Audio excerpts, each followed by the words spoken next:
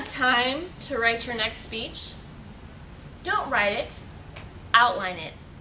Save time and improve your delivery by using the Oreo outline method.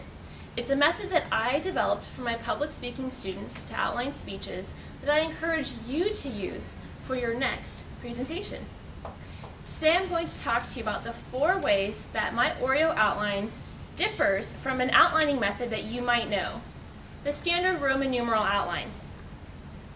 Probably learned this at some point in grade school and may have used it on term papers. There are 4 differences with the Oreo outline and the Roman numeral outline, and they all start with the letter O. The first is that it's 1 page. The second is that it's oriented horizontally rather than vertically.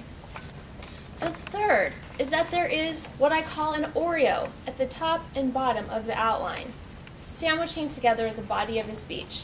That Oreo consists of an introduction and conclusion. And fourth, ocular cues, or visual reminders to do some important things in a speech, such as provide a central idea and signpost telling your audience where you're going in different parts of your presentation. The first way that the Oreo outline is so different from the Roman numeral outline is that it's on 1 sheet of paper. Oftentimes we don't save any time with a Roman numeral outline because we simply take our manuscript and we break it up into points and subpoints.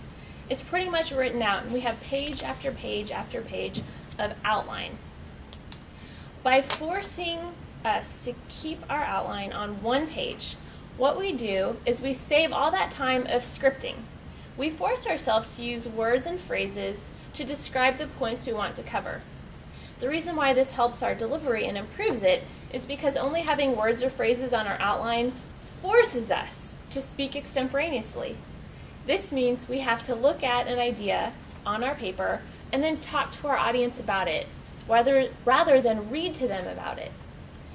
By speaking extemporaneously, we're more conversational and we can have more eye contact to build rapport with our audience. Now that we talked about 1 page, our second O, the second difference between a Roman numeral outline and an Oreo outline, is the orientation. So here's an example of the orientation being horizontal rather than vertical. So the Oreo outline here is on 1 page and it's horizontal in orientation. You can see here that the points are going from left to right, very logically. This can help us save time. It can help us save time because we can identify problems early. If we're drafting our Oreo outline and we notice that our first point has 6 subpoints and our second and third only have 2, we know that our speech is not well balanced and that we need to reconsider our organization. Perhaps there are different main ideas we can have to more equally balance those points, or maybe we need to take that first point and turn that into our central idea and have our entire speech around that, because clearly we have a lot to say about it. Rather than writing out word for word our entire speech and then finding out that our speech is not balanced, this helps us identify it very early in the process, saving lots of time. The reason why having 1 page in horizontal orientation helps us with our delivery is that we can find our place whenever we need to. We've all been there, that moment in the speech where you're completely blank, you have no idea what to say, and you freeze. It's terrifying. But the Oreo outline helps you recover quickly because in any speech you know exactly where to look on the page. Because the beginning of your speech, the words and phrases are always written on the left.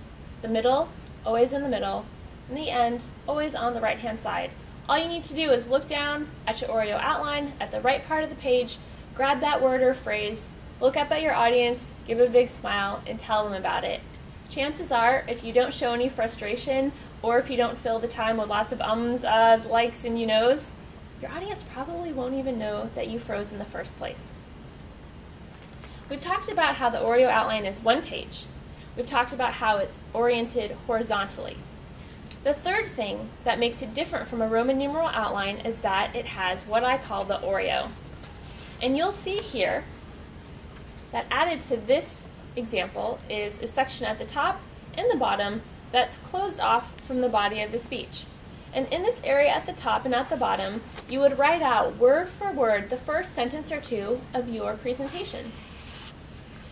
These are the most important parts of the speech. The first things out of your mouth, the last things out of your mouth, because it's what the audience remembers most. And it's what your audience hears first, and it gets them to decide whether to listen to your entire presentation or not. So having these sections of your speech clearly prepared in advance, written out and memorized, is a really important thing to do. But it saves time because we aren't doing it for the entire body of our speech.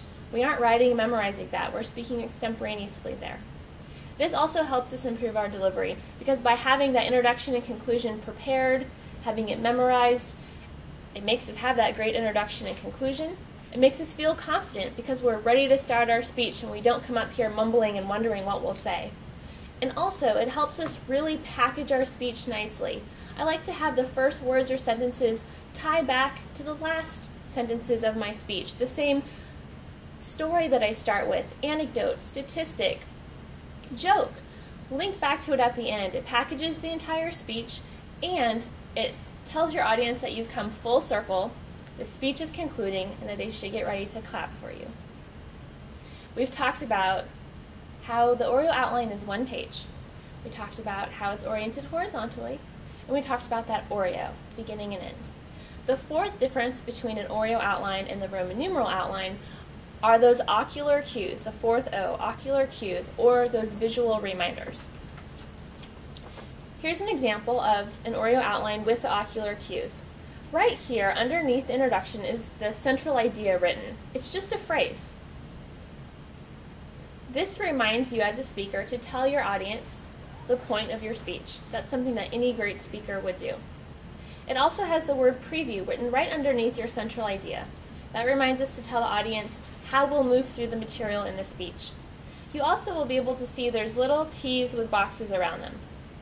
Those remind us that in between our main points, to transition, to tell our audience that now we're going from one point to the next. And lastly, right above our conclusion, we have the word review.